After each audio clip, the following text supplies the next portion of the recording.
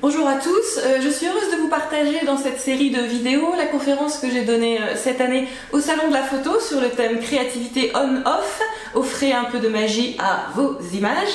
En fait c'est juste une captation one-shot que j'ai réalisée avant de partir sur Paris, donc merci d'avance pour votre indulgence. Comme beaucoup de photographes je préfère être derrière l'objectif que devant, donc je me pousse un peu, mais je me suis dit que bon là, c'était l'occasion peut-être de partager ce contenu avec plus de monde, donc c'était bien de le faire. Pour ceux d'entre vous qui ne me connaissent pas, eh bien voilà, enchantée, moi c'est Anne-Laure. Je suis ravie que cette vidéo vous donne l'occasion de découvrir mon approche créative de la photographie.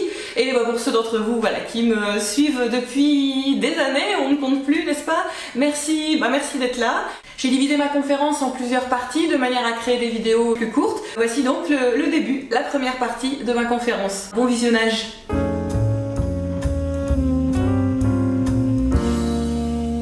Les gens me présentent leurs images, etc., demandent des critiques, souvent la première chose qui me vient à l'esprit et que j'essaye d'exprimer en toute délicatesse et plein de tact, c'est que les images sont souvent assez intéressantes, propres, des photos réussies, mais qui manquent peut-être un peu de magie, un peu de personnalité photographique.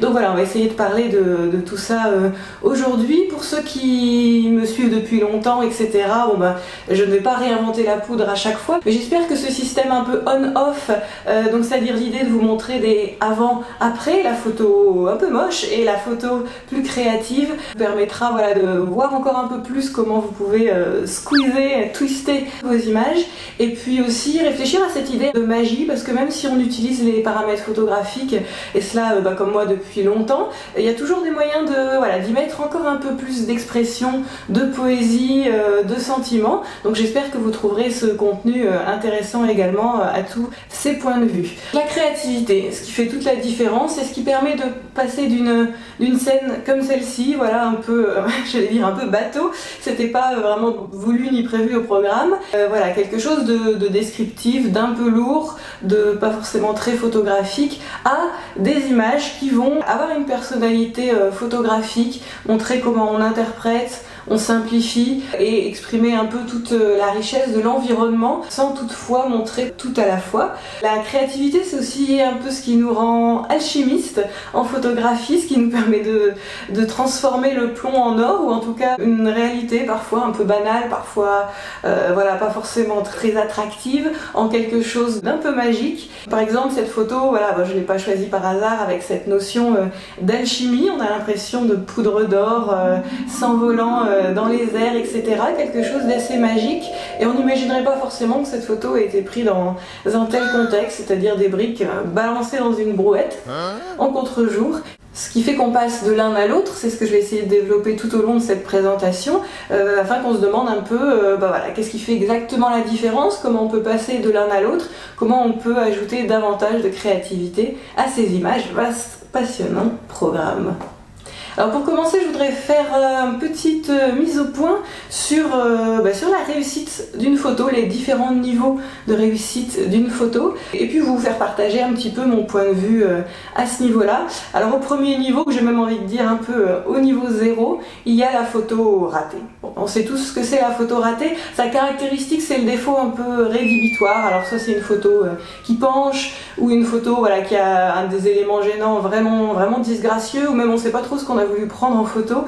Ensuite le niveau un peu au-dessus, mais bon, c'est ce que j'appellerais la photo acceptable, c'est-à-dire là on n'a pas l'élément rédhibitoire directement, mais on n'a pas non plus quelque chose qui nous pousse vers le sujet. Ici sur cette photo par exemple de cette série donc réalisée autour d'une fontaine, on n'a pas vraiment de regard, on n'a pas vraiment un mouvement intéressant, on peut pas vraiment dire que l'eau est mise en valeur d'une manière particulière, donc bon, on évite tout juste la photo ratée, ça penche pas, c'est presque net, mais on est à ce que j'appelle donc le niveau acceptable. Et alors un petit cran au-dessus, on arrive évidemment quand même au niveau photo réussi, mon smiley commence à avoir un léger sourire, donc ça c'est une photo qui est agréable à regarder, qui commence à avoir quelque chose d'intéressant à montrer. On est un peu au niveau photo réussi standard carte postale, même si c'est pas vraiment le cas de cette image, parce que j'ai pas eu l'occasion de prendre une photo un peu cliché de cette fontaine, on imagine ciel bleu, pelouse verte, etc. Tout ce que voilà, vous pouvez vous projeter dans cette idée de carte postale.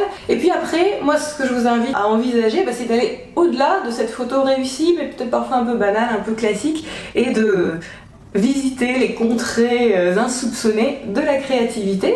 Là on passe encore à un niveau au-dessus, à la photo créative, ce qui me fait dire que cette photo est quand même un petit peu plus créative que la précédente. Il y a déjà le choix du noir et blanc qui est quand même un parti pris photographique intéressant. Il y a aussi la manière dont les arbres entourent un peu le sujet, les deux mouvements coordonnés des personnages. Donc c'est tout ça qui fait que là on peut quand même commencer à parler d'une image créative, même si comme vous allez le voir, je considère qu'il y a aussi plusieurs niveaux de créativité et que donc chaque fois on va essayer de mettre en œuvre d'autres processus photographiques, de les associer, de les réinventer, un peu de les remodeler, de les prendre à notre compte pour essayer d'aller plus loin et d'ajouter encore un peu plus de personnalité créative.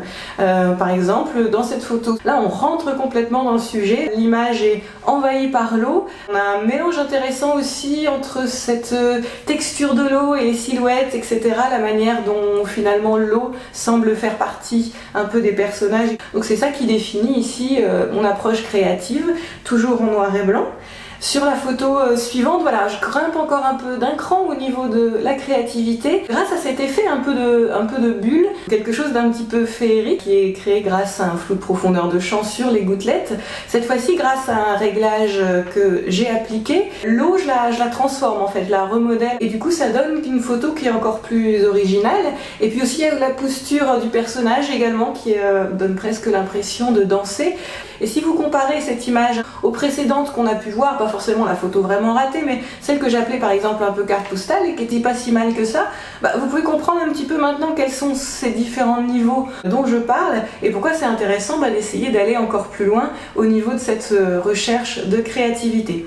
Sur cette autre image, je ne joue pas sur le flou, on a une photo d'une grande netteté, mais je dirais que c'est l'interaction entre la fontaine et l'environnement, entre mes différents sujets, cette espèce de mise en scène photographique que j'ai créée dans l'image, qui en fait sa richesse, son originalité et sa créativité. On a l'échographique entre le dôme et puis ce jet d'eau qui passe par-dessus, également entre les jambes un peu croisées de mon petit personnage avec les croix formées par l'eau. Donc ça c'est ce qui donne toute l'approche intéressante.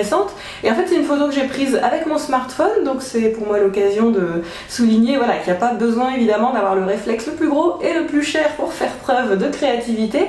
Moi généralement je photographie avec un hybride, mais même avec un matériel aussi simple qu'un smartphone, et bien évidemment on peut faire preuve de créativité, comme sur cette photo qui était prévue pour être envoyée à mes proches, mais tant qu'à faire, autant leur envoyer une photo créative. On voit ici encore quelques autres photos de ce sujet qui est une fontaine qui se situe à Boston, ici avec une variation en couleur où on retrouve un peu ce côté flou pétillant que j'aime beaucoup travailler, qu'on appelle également le bokeh. Ici une autre version noir et blanc. Alors vous pouvez voir que dans cette interprétation il y a quelque chose de particulier sur lequel j'ai travaillé, c'est un changement de mise au point et le fait de travailler sur des personnages flous. Là on pourrait dire que c'est peut-être encore un pas supplémentaire au niveau de la créativité. À la fois mes silhouettes sont un peu lissées par le flou, ce qui leur donne un rendu particulier, et puis également une expression un peu rêveuse. Et le fait de faire la mise au point sur ce rideau d'eau et de figer comme ça ces sortes de grosses gouttelettes tombantes, on a vraiment encore quelque chose de différent au niveau du rendu de l'eau, de l'interprétation et de l'ambiance de l'image. D'ailleurs on dirait presque des cristaux de glace en fait qui sont figés dans les airs.